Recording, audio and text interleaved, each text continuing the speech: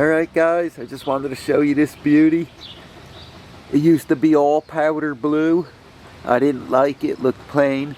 As you can see, I put some dark blue decals on the side and across the top. And it still looked kind of plain. So I scraped it up with a dremel, and you can see all the yellow and, not yellow, but like a green and purple streaks on it. Thought it made it look much better. And also,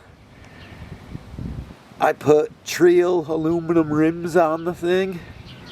You can see them by this flower. Solid aluminum, they're weighted. And also, the Proline Hyrax tires, they're supposed to be grippy. Now I'm ready to go in the woods with this beauty. She looks sweet.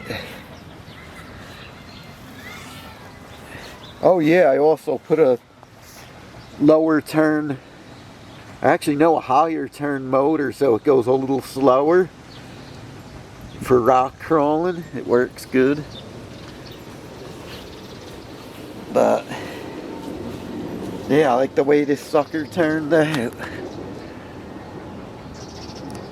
I hope you guys like it.